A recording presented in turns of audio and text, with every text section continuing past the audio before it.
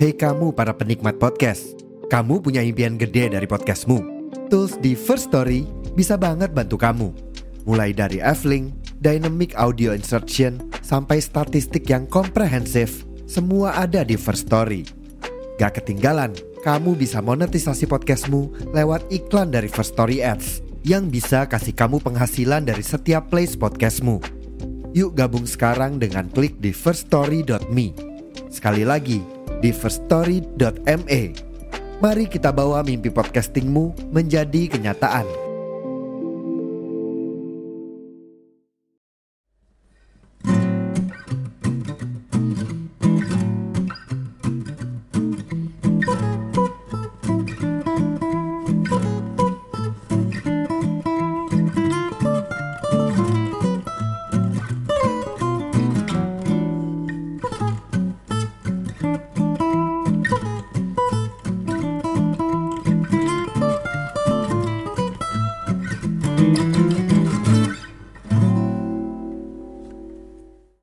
Selamat datang di Optis, obrolan para tifosi sepak bola. Oke, kembali lagi bersama kami, para pundit korporasi.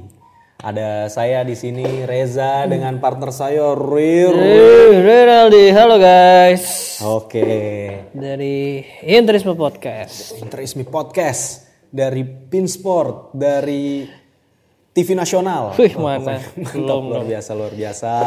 Iya sih TV Nasional gue, tapi bukan di depan layar. Bukan di depan layar ya. Ya tapi kan lu bekerja dengan para talent-talent di depan layar kan pastinya kan. Iya.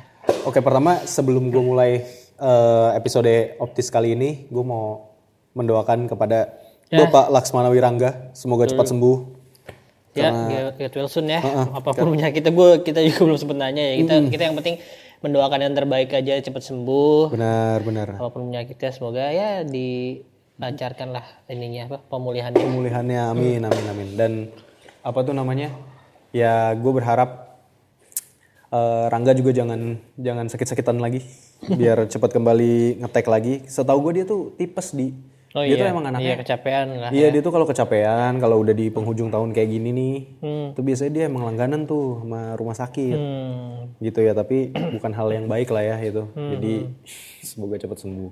Nah, terus gue pengen shout out juga kepada teman-teman yang udah ngedengerin Optis nih sejauh ini, karena kemarin gue mau terima kasih juga ke salah satu pendengar nih yang owner fans Serie A, akun Instagram fans Serie A. Oh iya. Itu gue thank you banget, Bang, lu udah dengerin.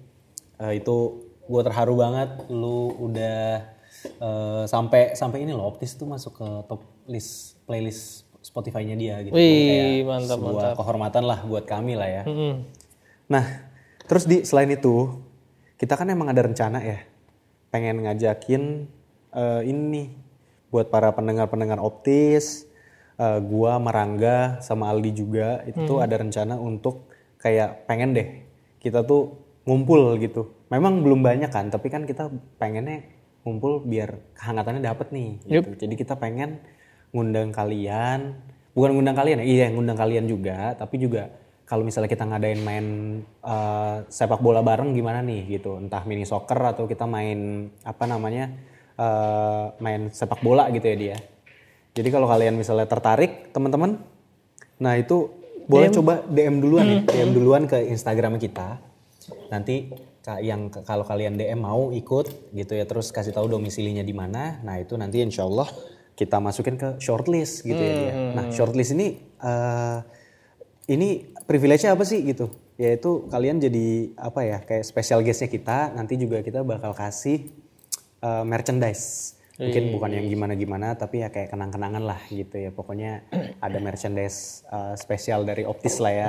Yang semoga bisa kalian pakai jalan-jalan atau apalah gitu. Oke. Dan ini kita leak dulu aja mungkin.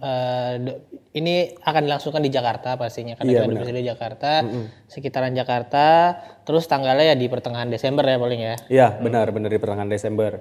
Terus juga untuk teman-teman yang main di Optis League. Itu kan gue mau info juga nih, kalau misalnya kalian itu main Optis League nggak dari awal kan, nggak dari awal, ya mungkin poin kalian kalah lah sama yang udah main dari awal. Tapi nah ini mungkin yang udah main dari awal-awal nih, Pokoknya kalian tetap semangat ya, tetap pertahankan posisi teratas semampu kalian gitu untuk nanti dapat hadiah yang udah kita janjiin tuh, jersey tim kesayangan. Betul. Jersey klub kesayangan. Jadi ya itu, pokoknya tetap semangat para kawan-kawan Optis League. Nah, mungkin itu informasi yang bisa kita sampaikan dia. Mungkin selanjutnya kita bahas episode kali ini nih. Bahas isi dari episode kali ini. Dimana, ini kita tag itu setelah ini ya. Kita tag itu setelah match day 13 Giornata. Abis itu setelah match day UCL 5 juga. Dimana gue bahasnya dari UCL dulu nih. Dimana tim Itali yang udah pasti lolos.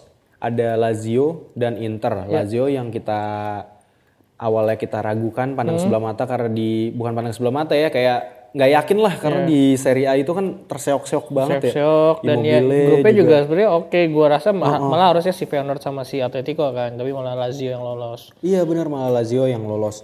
Nah terus Inter sebenarnya ini udah pernah dibahas juga di Interisme Podcast, gue dengerin tuh yang waktu awal-awal kocokan grupnya keluar. Dalam hati gue kayak ngerasa anjir pede banget nih si ownernya Interisme Podcast alias Bapak Aldi. Ternyata bener ya, gue lupa tebakan gue bener ya di bener, keempat udah berhasil lolos. Itu gue bilang gue kayak pede banget, tapi emang secara di tes kertas sih bener sih Inter akhirnya berhasil mengukuhkan diri. Malah sekarang emang udah tinggal nyari juara grupnya aja gitu. Iya. Nah terus ada Lazio yang awalnya lawan Celtic kalau nggak salah ya, dia seri 1-1, terus akhirnya bisa dapat kemenangan lawan Feyenoord. Nah itu yang gue kaget sih. Itu momennya sih kemarin menang lawan Feyenoord sih, yang turn back poinnya sih menurut gue. Bener, dan akhirnya kemarin menang lagi lawan Celtic. Nah udah, jadi sekarang dia udah mengukuhkan diri untuk lolos ke babak 16 besar.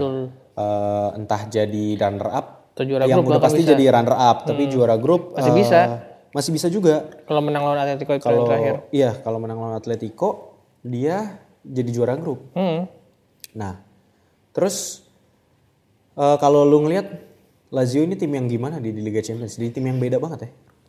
Tim yang beda mungkin karena lawan-lawan di Italia juga beda gitu. Lawan-lawan Italia kan biasanya lebih low block, sedangkan di Liga Champions lawan Feyenoord, lawan Celtic itu lebih terbuka. Semuanya nyari menang. Dan ini ya Sarribol mungkin works-nya di melawan tim-tim yang seperti itu menurut gue. Iya, benar sih. Nah itu sih kalau untuk Lazio gue ngelihatnya emang kalau dia ngelawan tim-tim yang terbuka itu emang cenderung bisa memanfaatkan dan mengembangkan permainan ya, karena Sarribol itu kan yang emang lumayan direct ya. Main kecepatan sayap Lazio.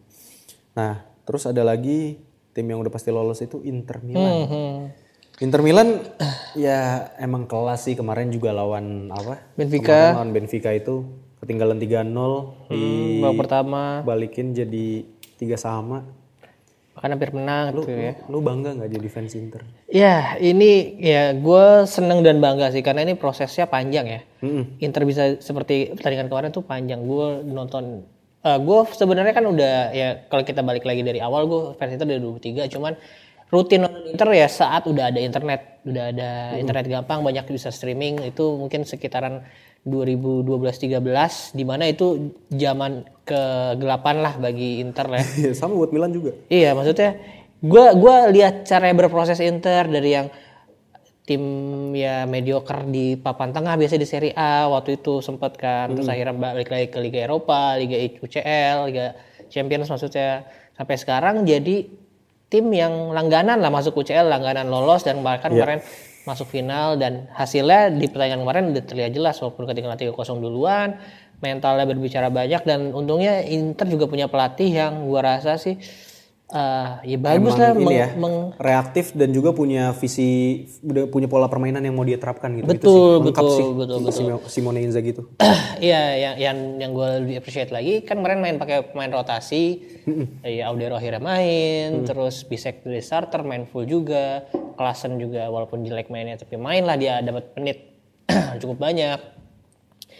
Ketika ketinggalan 3-0 di babak kedua dia nggak langsung buru-buru ganti masukin pemain utamanya gitu. Dia masih mencoba dan ternyata hasil juga bagus. Arnautovic golin, Pratesi golin.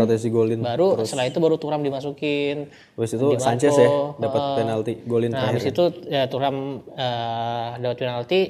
Thuram masuk dapat penalti, Sanchez yang golin jadi imbang. Baru setelah itu Lautaro Martinez dimasukin. Ya jadi Inzaghi udah percaya sama timnya nih. Emang di awal-awal pasti telat panas lah. Ini kan pemain itu jarang-jarang main. Iya, kebiasaan Inter sih itu telat panas itu. Iya, pemain-pemain yang dimainin awal kan juga jarang main. Gol juga dari kesalahan back dan kesalahan lini tengah gitu, antisipasi. Ya gue seneng banget sih Inter jadi tim yang seperti saat ini lah di Liga Champions bisa berbicara banyak. Beda sama tetangganya. Nah, ya. yang masih yang harus mengharapkan kekalahan dari tim lain untuk bisa lolos. Milan masih berpeluang untuk lolos ke Liga Champions, ke babak 16 besar Liga Champions, tapi dengan syarat Dortmund harus menang melawan PSG dan Milan harus menang melawan Newcastle di pertandingan terakhir. Iya, pokoknya intinya Milan harus menang. Milan harus menang. PSG kalau misalnya seri karena gol difference-nya kalah. Karena lu kalah 3-0 kan, kemarin menang 2-1 doang lawan PSG kan. Kalah head to head di golnya gitu. Itu sih. Jadi Milan emang masih bisa menang tapi berat. Gue pengen nyorotin sedikit lah permainan Milan kemarin lawan Dortmund ya. Permainan Milan lawan Dortmund itu menurut gue ya mungkin Milan juga kalah inilah ya. Dortmund itu adalah tim yang bermain lebih baik di malam itu dengan pertahanan dari lini belakang dan lini tengah yang lebih bagus gitu, lebih kolektif kalau gue ngelihatnya. Kalau kalah secara individual itu enggak gue rasa, tapi secara kolektivitas Milan kalah tuh. Dan Milan juga mungkin kalau teman-teman juga ada di sini yang dengerin Optis dan nonton Pinsport, itu gue bilang bahwa Milan itu harus dapat gol pertama sebenarnya untuk bisa lebih tenang. Kuncinya itu kan. Jadi ketika lu dapat gol pertama, you set the pace gitu of the game. Nah ini yang kayak lawan PSG kan gol pertama dulu walaupun diimbangin terus bisa cari lagi kan. Iya benar. Nah ini yang akhirnya gagal dimanfaatkan padahal awal-awal itu dapat penalti, udah dikasih voucher sama wasit, gagal dimanfaatin dan akhirnya malah Dortmund yang dapat penalti berhasil dimaksimalkan dan ya kita lihat gitu. Pertandingan malam itu ya jadi kayak milik Dortmund padahal mainnya di kandang Milan kan itu Kurva Sud penuh. Fans kalau nggak salah emang penuh juga stadion. Dan ada beberapa di satu sektor gitu yang emang fans Dortmund doang away. Itu sih ya udahlah mending kalau emang Milan mau berjalan lebih jauh di Serie A, di lokal ataupun di benua gitu ya di Eropa, ya gue rasa emang Pioli udah harus dicari gantinya lah. Udah nggak bisa lah, harus berubah juga itu dari sisi kepelatihannya. Gue ngeliatnya gitu sih Di. Nah terus terakhir ada Napoli yang masih belum lolos ya. Belum karena tapi kemarin kalah. Chance-nya gede. Iya. Chance-nya masih gede karena lawan terakhirnya Braga doang. Dan Braga kan kalah. Napoli menang di lawan Braga 2-1 kalau nggak salah. Braga tuh dari Portugal kan ya? Portugal. Jadi intinya poinnya 7, terus Braganya 4. Pokoknya setelah beda 3 poin. Kalau misalnya Braga menang besok poinnya sama. Cuman Napoli nggak boleh kalah lebih dari 1 gol. Nggak boleh kalah lebih dari 2-1 pokoknya. Tapi ini yang mungkin nggak banyak gue tanyain di kalau lu dari sisi kubu lawan ya, kan lu pasti seneng ya kalau Pioli masih ada di Milan gitu. Tapi kalau lu serius gitu ya, kalau gue tanya lu sebagai pecinta bola, Milan ganti pelatih tuh jadi solusi nggak? Ke semua tim ya, bahkan tim gue sendiri, kemarin gue juga mengomentari si Napoli. Sebelum Inzaghi itu siapa sih pelatih Inter? Conte. Oh iya Conte ya. Benar. Iya, sempat dikritik juga kan Inzaghi tuh yang ngeganti. Iya, di awal-awal pasti ada kritikan lah ya. Pasti akan dibandingkan dengan pelatih sebelumnya pasti ya. Gue sebagai tim yang waktu itu juga sempat ganti pelatih sering di tengah musim, gue melihat ganti pelatih tengah musim adalah bukan solusi sih kalau menurut gue ya. Kemarin gue juga sempat ngomentari Napoli juga kan. Napoli dengan Rudi Garcia dipecat, masukin Mazzarri juga menurut gue bukan solusi yang punya apa sih ya? Apa sih bahasanya kalau punya impact atau punya kans. Maksudnya bukan yang lu ganti pelatih pasti akan lebih bagus gitu. Iya bukan memberikan jadi lebih bagus gitu. Iya, nggak ada garansi itu kan. Garansi. Iya, bukan garansi lu ganti pelatih garansi langsung jadi bagus, cuman Ya untuk penyegaran mungkin. Cuman ada perubahan pasti ya. Perubahan pasti ada. Baik lebih baik atau lebih buruk gitu ya. Betul. Nah kalau gue sih tim yang nggak terlalu suka ganti pelatih di tengah musim. Kalau misalnya emang lagi jelek nih, udahlah jelek sampai akhir musim. Lu nggak ada harus keluarin duit lagi, nggak harus ngerubah tim lagi. Mungkin nanti ada momennya bisa bangkit lagi, masih ada. Ya kalau misalnya musim ini udah bisa dikatakan musim dalam quote-on-quote rusak atau gimana, ya diperbaiki ya dengan pelatih yang sama pelan-pelan gitu. Udah terima aja, maksudnya musim ini bukan musimnya Milan gitu. Iya benar. Tapi di akhir musim ganti dan cari yang baru. Jadi punya waktu yang panjang untuk beradaptasi dengan siapkan dengan pelatih baru gitu sih. Gua walaupun termasuk orang yang bilang Pioli ini layak dipecat, tapi gue juga setuju sama pendapat lu sih. Memang Pioli juga menurut gue jadi lagi agak kebagian apes juga sih karena banyak yang cedera juga. Iya, satu banyak yang cedera. Kedua kayak sebenarnya dia juga masih ini kan sebenarnya dia bilang bahwa ini adalah tim yang emang dia mau, ini adalah tim pilihannya dia gitu ya. Gue yakin dia juga punya ide untuk memanfaatkannya. Tapi memang ya itu tadi nggak didukung dengan hokinya itu gitu ya, pemainnya banyak yang cedera. Terus juga jadinya inovasi-inovasi taktikalnya dia jadi nggak bisa dikembangin gitu loh, karena kan pemain-pemain utama pilihannya dia nggak bisa bermain jadinya kan. Sebenarnya Pioli itu awal-awal itu udah ngasih inovasi loh di 3 pertandingan awal yang pakai inverted wingback itu kan itu kan berhasil tuh sebenarnya kan, walaupun akhirnya setelah pertandingan keempat, 5, 6 dan seterusnya itu jadi kebaca sama lawan gitu. Jadinya lawan punya counter gitu untuk ngelawan Milan. Ya itu, tapi memang kenapa gue setuju juga Pioli dipecat karena dia pelatih yang gak reaktif gitu loh. Jadi ketika emang dia buntu, dia tetap maksain taktikalnya dia dijalanin gitu sih. Nah, berkaca pada Napoli, dia termasuk yang sukses gitu ketika Rudi Garcia diganti sama Mazzarri. Ya gue berharap Milan juga ngedatangin pelatih yang emang udah ngerti Milannya juga gitu loh, dan ngerti pemain-pemain Milan ini tuh kayak gimana tipikalnya gitu. Sama seperti apa yang dilakukan Napoli dengan Walter Mazzarri gitu. Nah itu sih kalau misalnya emang mau nyari gantinya, gue berharap kayak gitu. Yang dekat gitu, maksudnya yang punya sisi emosionalnya juga ya. Sisi emosional, sisi pendekatan taktikalnya juga nggak yang radikal gitu. Jadinya pemain-pemainnya juga nggak berubah gitu, yang masih searah. Bener, yang dibutuhkan adalah pelatih yang bisa nge-unlock gitu loh potensi pemain Milan ini juga gitu. Sama kayak yang dilakukan sama Napoli, ya itulah contoh paling dekat menurut gue. Nah terus bahas UCL udah nih. Oke. Nah, gue mau lanjut ke ini di pertandingan Serie A ini kita tag tuh di Kamis malam ya. Kamis malam. Jadi ini yang paling dekat itu ada Juve ngelawan ngelawan Monza. Tapi sebelum gue masuk situ gue sebenarnya mau nanya lebih ke ini nih, lebih ke side streamnya nih, tim-tim side stream. Ya. Salernitana, menurut lo dia bisa dapat kemenangan keduanya nggak di pekan pertandingan? Lawannya apa nih? Sorry gue lupa. Salernitana itu lawan bentar teman-teman, Salernitana itu lawan Fiorentina. Oh iya itu seru sih. Nah, itu ini agak berat gitu karena kita tahu potensi Fiorentina tuh kayak gimana kan, dan pemain-pemainnya juga kayak gimana. Cuman Salernitana kemarin dengan gol insya Allah. Keren banget kan Trevor gol itu. Wah. Tapi sebenarnya nggak insya Allah juga ya, insya Allah ya benar, insya Allah pasti masuk butuh. Tapi dia sering loh kayak gitu. Allah tetap. Tapi kan maksud gue itu emang kayaknya dia udah trademarknya dia kayak itu. Gitu. Trademarknya dia tendangan roket gitu waktu lawan Milan juga sempet kan golin kayak gitu di derby. Yeah. Jadi gimana kalau menurut lu?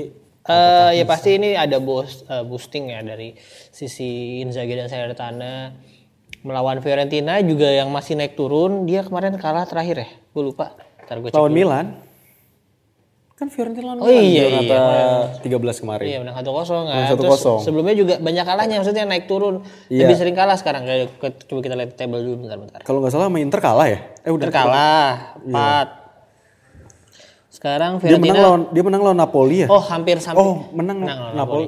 Lawan Napoli kan Fiorentina. Dia lawan tim besar lawan Napoli doang, menangnya lawan Juventus kalah, lawan Lazio kalah. Terus sekarang menangnya 6 kali, kalah 5 kali. Jadi trennya juga lagi enggak bagus, kalah 5 pertandingan terakhir kalah 4 kali. Ini kalau ya gue lagi-lagi bilang kalau si Italiano tetap memaksakan dengan permainan yang bikin capek pemainnya juga, capek yang nonton juga, bakal jadi bumerang untuk dia sendiri sih. Ya memang kalau kita lihat atraktif benar, cuman Iya, benar. Kan kita di sini main lihat hasil juga ya. Benar. Kalau atraktif ya liga ini Liga Italia bukan Liga Inggris gitu yang mainnya atraktif, kick and rush. Ini Liga Italia yang mainnya taktikal. Mementingkan result juga. Iya, result. Intinya kan ya intinya setiap tim di setiap giornata pengennya menang. Nah, ini kalau dia belum nemu cara menang yang baik gitu. Ini kan masalah utamanya Fiorentina bukan mainnya jelek, cuman gimana caranya dapat result yang positif juga, sepositif dia cara mainnya dia gitu kan. Iya gitu. Jadi Salernitana ini main di kandang apa di tandang lawannya nih? Main di kandang. Main di kandang. Kandang Salernitana kan? Kandang Fiorentina ya. Kandang Fiorentina. Masih sulit menang sih, cuman kayaknya nggak kalah juga lawan Fiorentina. Lawan Fiorentina nggak kalah ya? Menurut lu nggak kalah nih, berarti Salernitana-nya nggak kalah ya? Ya bisa menang bisa seri. Agak bold juga ya statement lu ya. Kalau gue ngeliat sih dari sisi taktikalnya Salernitana ya, Inzaghi ini juga lumayan lumayan ngide menurut gue dengan dia main pakem 3. Kalau nggak salah waktu dia ngelatih Milan itu mainnya pakai sistem 4 deh kalau nggak salah Inzaghi itu. Tapi emang lebih Tapi dia emang lebih nyerang. Sebenarnya kalau gue lihat Inzaghi itu tuh pinter untuk memanfaatkan pemain-pemain menyerangnya dia gitu. Tapi memang dari sisi pertahanannya kayak transisi negatif ya. Transisi negatifnya kalau gue lihat Salernitana ini juga masih jelek gitu. Jadi tapi kalau misalnya udah ke depan itu tuh Salernitana tuh lumayan bisa gitu untuk megang bola. Ya inilah Filippo Inzaghi itu emang tim yang sebenarnya mengutamakan possession gitu ya. Waktu kalau gue lihat waktu dia main ngelatih Milan itu kan dia juga mainin possession dan dia suka sebenarnya dia suka tuh di pemain-pemain yang tipikalnya kayak Candreva. Kalau waktu di Milan kan kita Milan tuh punya Keisuke Honda. Iya. Punya Keisuke Honda. Nah terus juga apa tuh namanya? Gue nggak tahu ya kalau waktu dia ngelatih yang di Seri B juga dia lumayan. Dia Seri B justru sering Benevento, maksudnya dari Seri C naik ke Seri B terus naik ke Seri A gitu. Naik ke Seri A terus Venezia apa Benevento dipecat gitu kan, dipecat sama Benevento. Nah terus akhirnya balik lagi. Tapi ini menarik untuk ditonton sebenarnya. Ini dua tim yang sama-sama nyerang sebenarnya. Tapi kalau gue juga setuju Salernitana bisa menang dengan catatan Fiorentina nggak berubah ya. Tapi kalau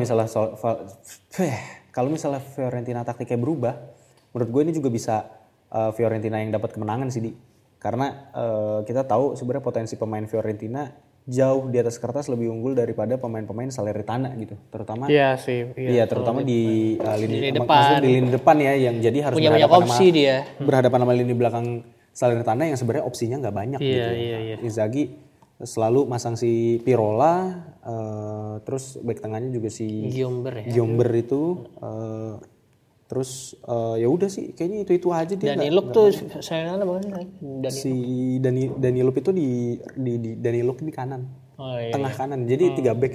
Terus ada Bradaric sama Mazzocchi yang jadi wing backnya kalau di pertandingan kemarin.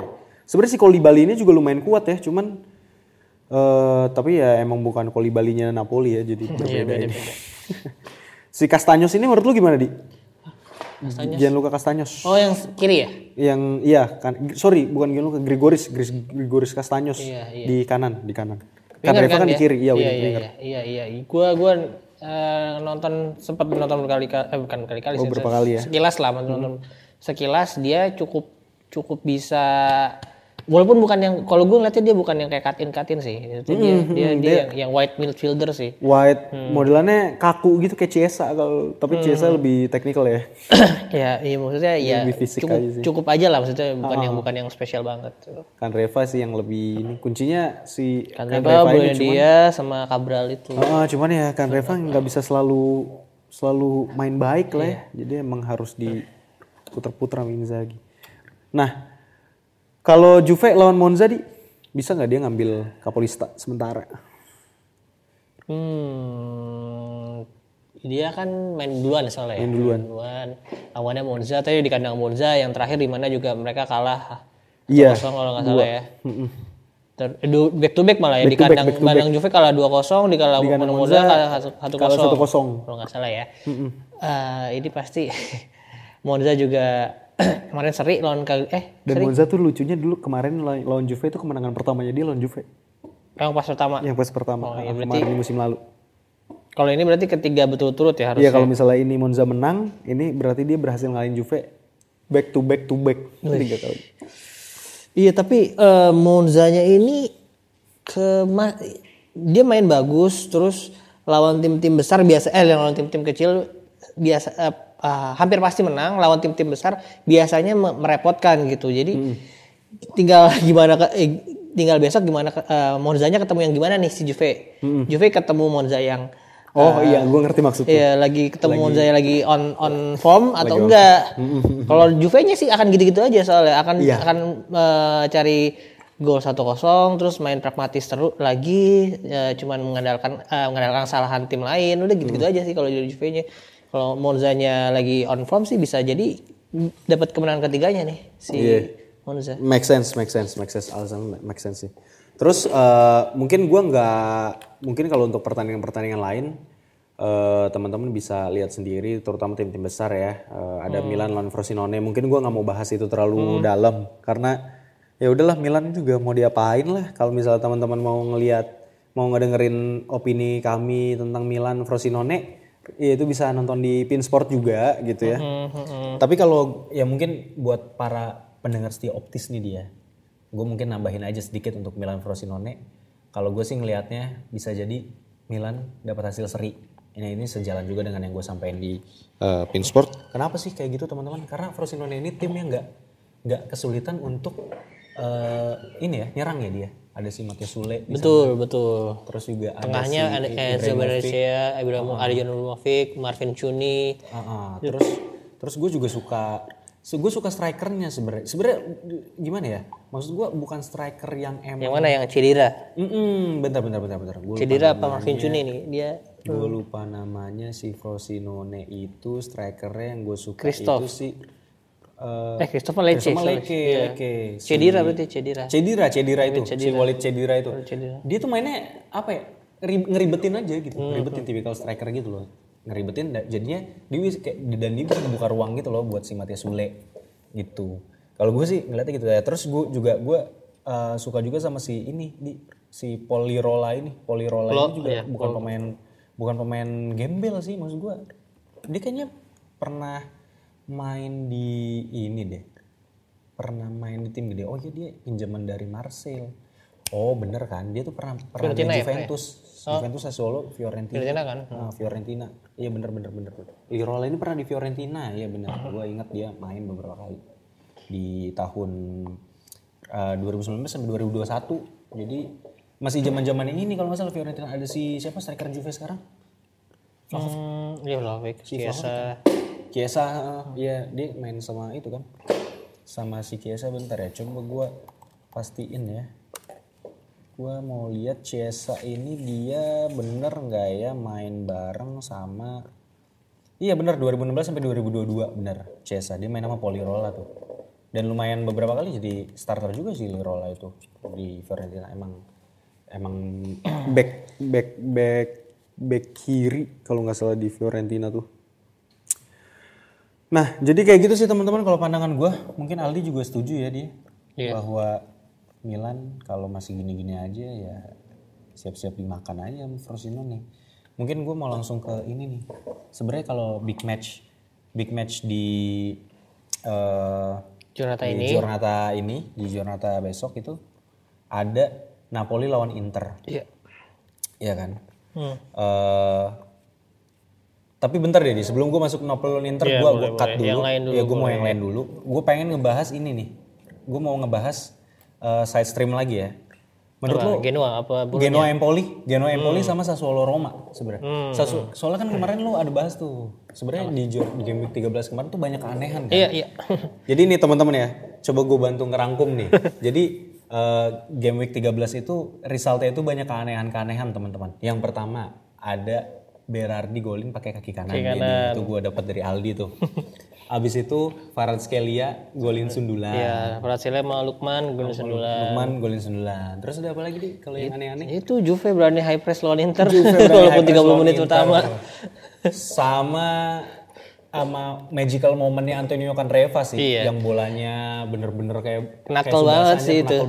Satu lagi golnya yang selain Candreva, gol kontender bukan kontender juga sih. Maksudnya minggu ini yang bagus minggu kemarin 13 si Ruslan Malinovskyi. Lu lihat gak yang tenang kayak kiri dia belok banget kenceng juga.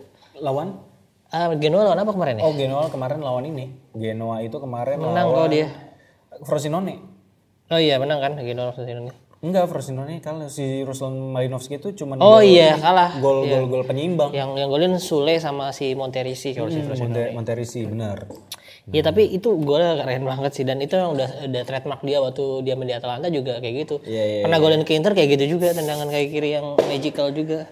Nah, jadi itu teman-teman itu ya momen-momen magical di Game Week 13. Nah, ini juga sejalan dengan yang mau kita bahas kan. Sassuolo kemarin menang lawan Empoli tuh 4-3. Nah, gue mau ke Sassuolonya dulu lawan Roma kan. Ini magical momennya Berardi bakal ada atau sebenarnya ini kayak angin-anginan aja? Mainnya kandang Sassuolo. Sassuolo ini lawan Inter bagus, lawan Juve bagus, terus lawan apa kalah lawan Bolonya kalau nggak salah. Iya. Itu lagi. Nah, ini lagi-lagi hampir sama kayak Monza nih, nanti Roma kebagian Sassuolo yang kayak apa gitu. Nah, seperti. Cuman Roma ya memang secara kocokan. Secara pertahanan masih belum bagus menurut gue, belum terlalu oke. Setuju. Tapi secara penyerangan oke banget, apalagi kalau misalnya Dybala bisa main ya. Itu kayak Dybala main tuh kayak nge-unlock Lukaku, nge-unlock si Mancini. Iya. Mancini juga nge-unlock ini sih. Pokoknya kayak Dybala tuh kayak kunci yang nge-unlock pemain-pemain lainnya gitu loh. Player segala macam lah pokoknya Dybala itu kalau di Roma ya. Dan belum ada gantinya di Roma ya yang main kayak gitu. Kadang kan dia kan kadang diganti nama ini siapa yang dari Turki? Ya Pellegrini bisa atau Celik. Gue lupa Zaki Celik. Celik. Oh, Sharawi bukan dong. Bukan Sharawi main ada dari Turki. Celik. Kan Asmun itu mah Iran bro. Oh Iran, astagfirullahaladzim. Pantesan lu bingung gue bilang Turki. Iya maksud gue sih Sardar Asmun itu. Kadang kan Asmun kan posisinya agak ditarik mundur gitu kan. Jadi kayak posisinya Dybala gitu lah ala-ala. Cuman gak bisa digantiin juga. Iya gitu. Jadi kalau menurut gue pertandingan Sassuolo Roma. Roma lagi in a good mood sih. Jadi kayaknya bisa menang lagi nih Roma nih. Dan kemarin lihat Sassuolo kebobolan 3 dari Empoli berarti lagi nggak oke lah pertahanan si Sassuolo juga. Padahal kemarin kipernya bukan si Consili deh kayaknya. Ntar gue cek dulu. Siapa? Kipernya Roma. Kipernya Sassuolo. Kipernya Sassuolo itu kemarin mereka itu mainin si Consili. Tapi waktu itu kadang-kadang dia ganti, maksudnya mainin si ini juga si Pegolo atau Cragnonya juga. Pegolo deh, Cragno belum main. Iya, si Pegolo itu gue pernah lihat dia main. Ya, Tresoldi ini di musim kemarin melawan Inter dibully oleh Lukaku. Nah bisa jadi di pertandingan ini juga kembali dibully lagi nih. Kemarin sampai kartu merah lah di Tresoldinya, jaga Lukaku. Ini ditempel-tempel terus gitu kan. Masih muda juga sih Tresoldi, 24 tahun. Iya, jadi intinya di pertahanannya si Sassuolo sih kalau misalnya nggak bisa ngejaga Lukaku dengan baik, mereka bisa. Tapi kan menangnya Sassuolo ada di lini depannya ya. Di depannya, karena ya sama-sama lini belakang mereka juga lagi nggak oke. Lagi nggak oke ya. Jadi antara Berardi, kirinya tuh si siapa? Armando Loriente sama Pinamonti. Pinamonti ini tapi striker yang lucu sih kalau gue ngeliatnya. Maksud gue Pinamonti itu bukan striker yang kayak cepet atau gimana, tapi positioningnya dia tuh lumayan bagus dan fisikal juga kan, lumayan gede kan. Lo tau nggak dia look up tuh ke siapa? Mauro Icardi. Dia gitu. Striker Primavera Inter zaman Mauro Icardi lagi jago-jagonya. Oh iya. Dia makanya posisinya bagus, gerakan. Gue nyebutnya Vicat lagi Vicat. Dia tuh belajar Vicat tuh dari Icardi, positioning Icardi.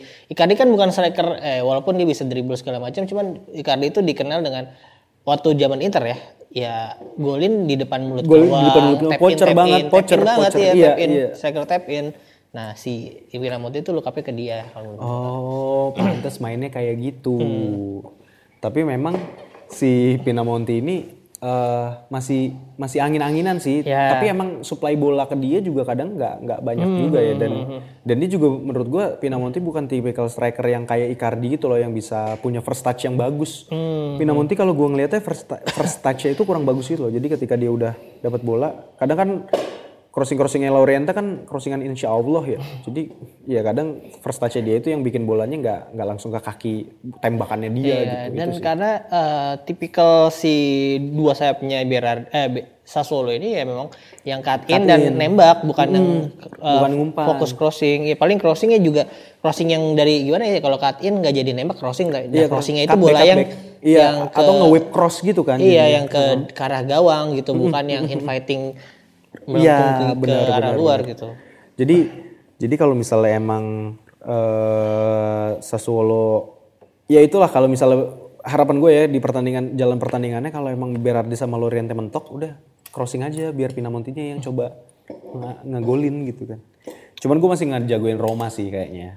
Lukaku gue rasa golin di pertandingan ini yakin gue. Karena ya itu karena memanfaatkan celah di pertahanannya Sassuolo. Lukaku tuh menurut gue ya nggak harus dijaga oleh pemain yang kuat doang. Dia memang kan mengandalkan fisik. Harus cerdik karena Tresoldi kalau bilang kuat badannya gede Tresoldi itu.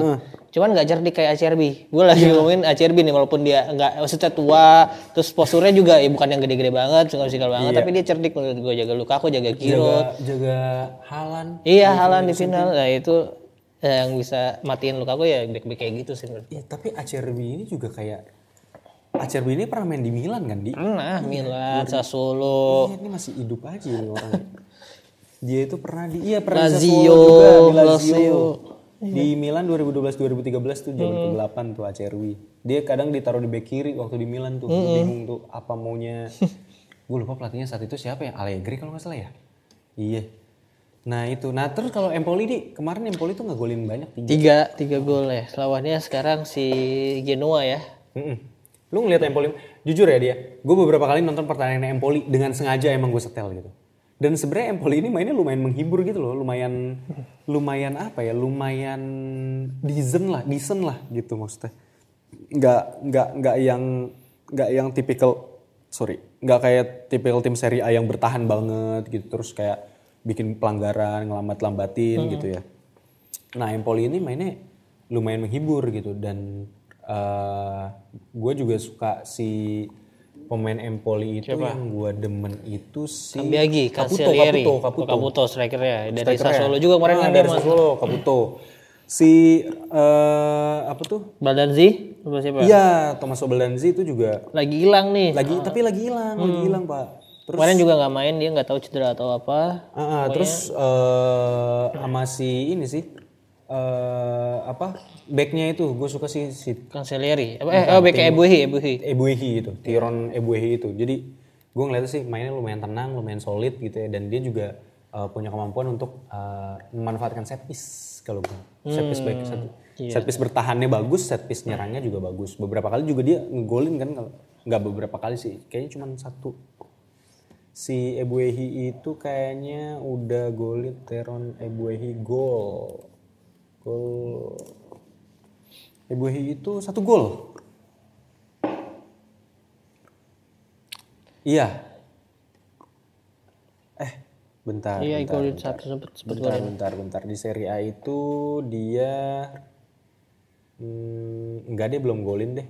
Tapi dia lumayan dapat banyak clean sheet, ada 4 clean sheet di musim ini. Karena Empoli kan sempat seri gitu kan. Nah itu sih. Ya kalau dari Empoli banyak nama-nama yang kayak grade B yang cukup oke sih. Tadi kalau lu bilang masih ada Destro juga, terus Giassi, Kovalenko, terus ya anaknya Maldini. Oh iya bener dia main di situ ya. Razvan Marin yang biasanya oke di Cagliari kalau nggak salah waktu itu. Jadi sebenarnya tim ini ya tim grade B yang harusnya bisa bertahan di Serie A musim ini sih menurut gua. Kalau dari segi komposisi pemain-pemainnya ya. Cancellieri juga pinjaman dari Beda ya ini Cagliari yang Lazio sama Verona gue. Beda. Bisa ya. Tapi kalau lu ngelihatnya kansnya Empoli ngelawan Genoa, Ini sama-sama tim yang masih ini sih masih belum nemuin formnya gitu loh. Maksudnya Genoa juga kadang-kadang bagus dari dia kan punya si Gudmundsson, si strikernya Retegui, tapi kadang-kadang masih hilang. Nih ya tergantung. Ini main di mana sih? Mainnya di Genoa. Tapi gue rasa Genoa bisa menang sih. Bisa menang sih Genoa kalau main di Genoa nih kayaknya. Iya, karena ya si Retegui harusnya bisa ngegolin lah gitu di pertandingan ini. Bangkit lah gitu. Udah game week 14 nih. Nah, oke tadi itu Sassuolo sama Roma udah dibahas. Terus juga si Empoli sama Genoa udah dibahas. Itu tim-tim yang memperebutkan posisi aman ya dari degradasi. Nah ini yang akan menentukan jalur Scudetto nih di Napoli sang juara bertahan Serie A melawan Inter nih tim kesayangan lu.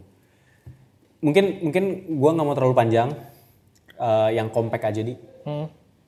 Gue balik ke pertanyaan ini nih. Ini nggak ada Rangga sih ya.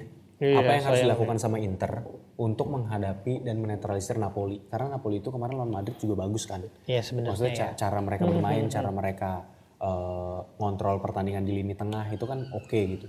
Nah itu menurut lu Inter apa yang harus dilakukan Inter gitu?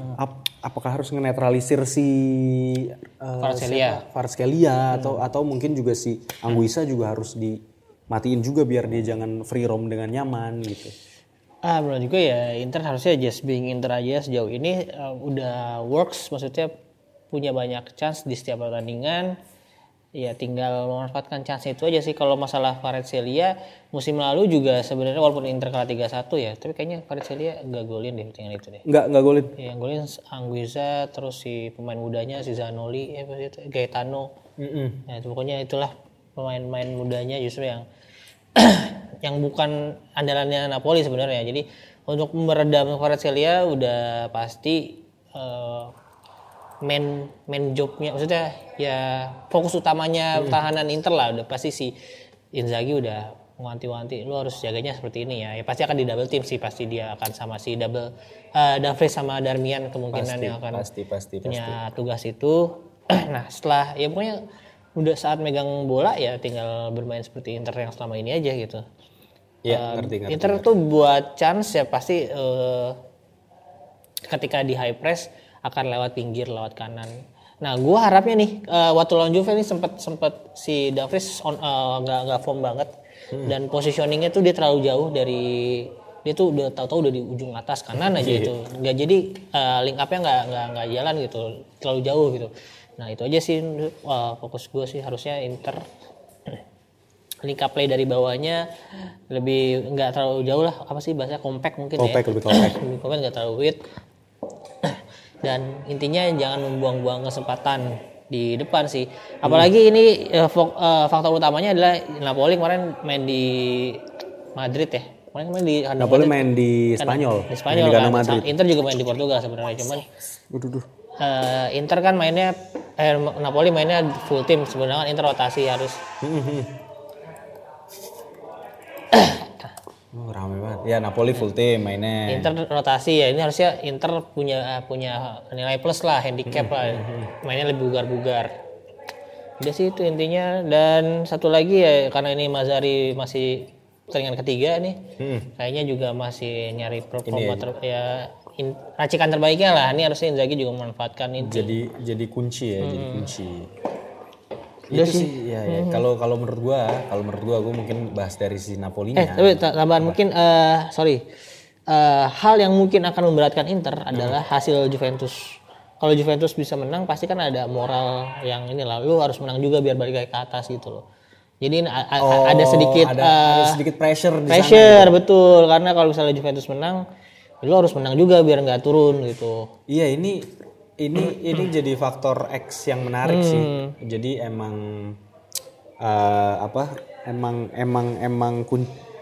Juventus bisa jadi kunci juga tuh. Iya. Untuk jalannya pertandingan Napoli Inter ya. Gue rasa akan ada mungkin nggak banyak tapi akan mempengaruhi psikisnya lah, psikis atau mental main-main Inter lah. Ngerti. Ya bener itu data yang lu sebutin bener tuh. Gue ini lagi ngeliat data di komputer. Di komputer. Kayak Pak Haji gue sama Zidane. Itu si ada yang golin bener, nggak ada si Farad, itu ada Anguissa, Giovanni Di Lorenzo sama Gianluca Gaetano yang waktu menang 3-1 di kandang Napoli lawan Inter. Nah kayaknya ini karena ini mainnya di kandang Napoli, gue ngelihat Napoli itu gini, kayaknya Napoli itu mau jadiin Inter itu bounce back lawan Madrid gitu loh. Pasti. Ini gue rasa dan mungkin ini ada gue bahas juga tadi di Pinsport. Gue bahas mengenai si Anguissa ini. Anguissa ini tuh itu pemain yang gue suka sebenarnya. Karena dia tuh tipikal Veron yang kuat juga gitu loh. Yang secara fisikal kuat gitu. Megang bolanya bagus. Cara dia untuk ngerusak pertahanan juga bagus gitu. Dia lumayan bisa defense kan. Nah ini yang bisa jadi faktor X juga di Napoli gitu ya. Dan semenjak Walter Mazzarri masuk, si Anguissa ini udah gue lihat di 2 pertandingan itu dia inilah penting lah ya, role mainnya beda. Iya, role ketemu. Tapi kalau emang Napoli mau menang, gua rasa kerjaannya si Stanislav Lobotka itu harus bener-bener maksimal tuh untuk matiin pergerakannya si Barella lini tengah Inter ya? Barella atau Miki gitu. Nah ini sih menurut gue juga Inter itu faktor X-nya itu di Mkhitaryan. Mkhitaryan ini tipikal midfielder yang pintar nyari lubang gitu loh. Pintar nyari lubang. Gue rasa kalau lini depannya Inter tuh pasti bakal abis-abisan dimatiin tuh. Karena pemain Napoli juga gak bego dan mereka tahu kualitasnya Marcus Thuram sama Lautaro Martinez. Cuma ya memang kalau untuk mengulang kemenangan di Diego Armando Maradona tahun lalu, ya butuh banyak luck lah menurut gue. Karena Inter lagi on form banget, apalagi comeback kemarin dia itu pasti itu jadi modal yang luar biasa gitu. Iya, di boost di moral, boost mental di moral gitu banget juga, gitu. Pasti, iya sih.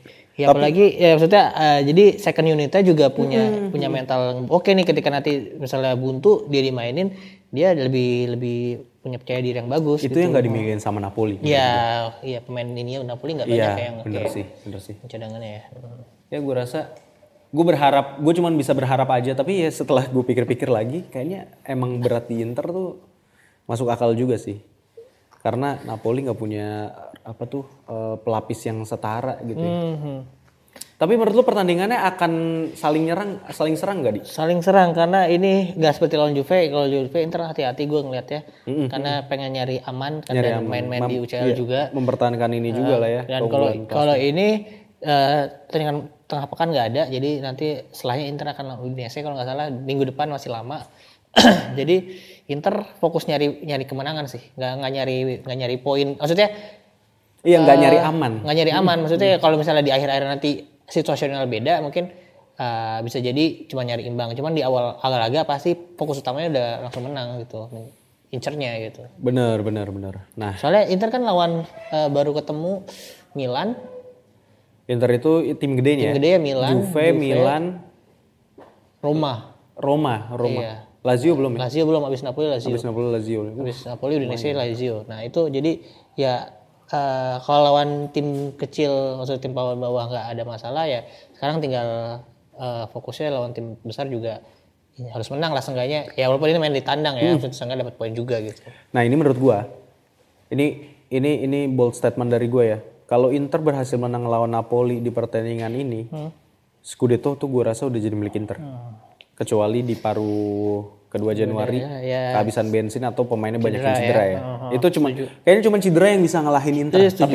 Tapi kalau gue ngeliat dari kebugaran fisik pemainnya Inter dan pelapis dan Inzaghi punya opsi ngerotasi dengan nyaman, gue rasa ya udahlah, kunciannya Napoli lawan Inter ini, kalau Inter yang menang udah Scudetto dikunci sama Inter sih, itu gue rasa.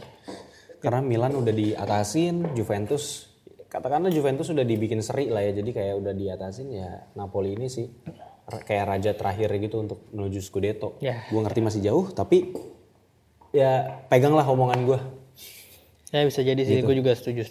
Dan kalau skor ya tadi lu kalau kita di pinball tadi sempet tebak skor, gue tetap di 1-3 sih Inter. Ya mungkin nggak tetap akan bisa kebobolan, cuman Inter akan bisa cetak lebih banyak. 2-3 kalau gue. Tapi itulah kayaknya Inter 3 sih. Coba ya kita lihat ya hasilnya teman-teman. Ya mungkin itu aja ya kayak episode kali ini teman-teman. Kita lebih bahas banyak update dan preview aja di pertandingan minggu besok. Ya mungkin gue sekali lagi ngingetin untuk yang pemain-pemain Optis League, main seri A Fantasi, jangan lupa setting tim kalian karena Juve mainnya ini Sabtu dini hari ya. Sabtu dini hari. Jadi benar. Jumat malam jangan lupa tuh langsung di setting. Iya benar. Ini kan upload Jumat ya.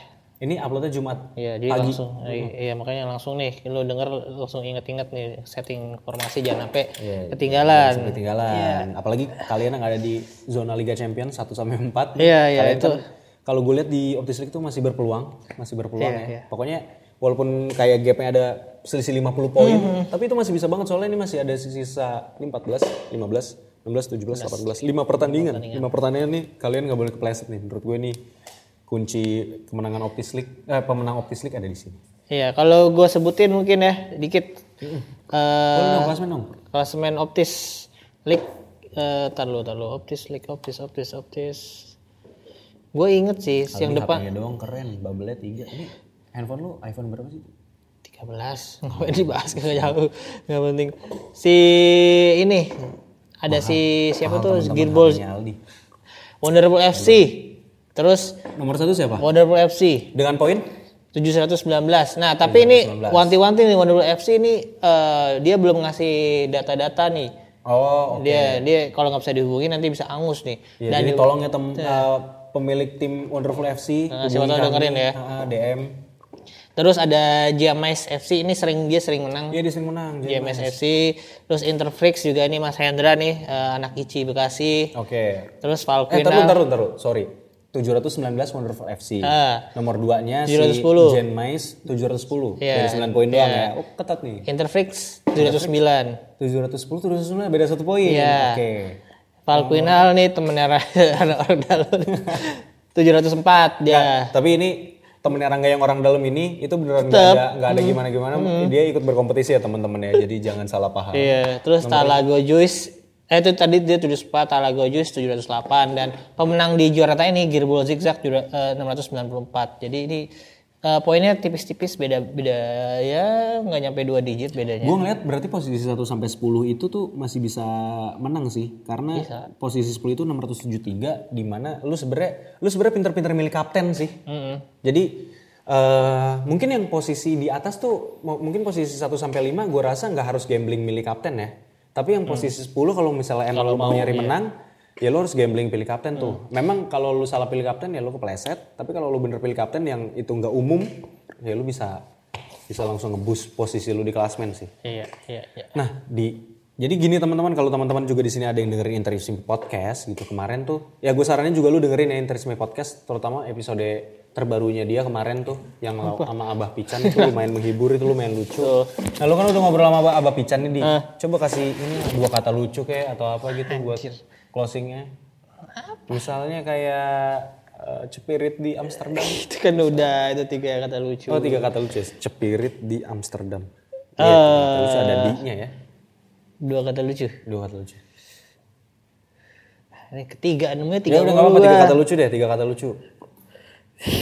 Lucu. Nggak dapet udah. Nggak dapet ya itu 3 kata lucu dari teman-teman. Terima kasih udah mendengarkan episode Optis kali ini teman-teman. Gue thank you banget buat teman-teman yang udah dengerin. Yang tadi gue ingetin lagi ya, kalau misalnya teman-teman ada yang pengen join sama kita buat ada Optis main bola bareng, DM kita ya. Nanti untuk biar bisa dapat merchandise spesial dari kami. Oke, itu aja. Follow Spotify Optis atau platform apapun yang kalian gunakan, follow juga Instagram Optis, masuk Optis League. Buat teman-teman yang emang misalnya baru dengerin nih terus, ternyata ada Optis League nih. Itu jangan khawatir, kalian masuk aja karena setelah Giornata 18 itu akan kita reset lagi. Jadi kita bakal main karena itu emang liganya gue bikin paruh musim dan nanti bakalan ada lagi liga yang bakal paruh musim lagi untuk menentukan siapa juaranya. Ya. Oke. Mungkin itu aja dari gua. Ada tambahan dari Aldi? Sudah. Ya udah, thank you teman-teman yang udah dengerin. Ciao. Ciao.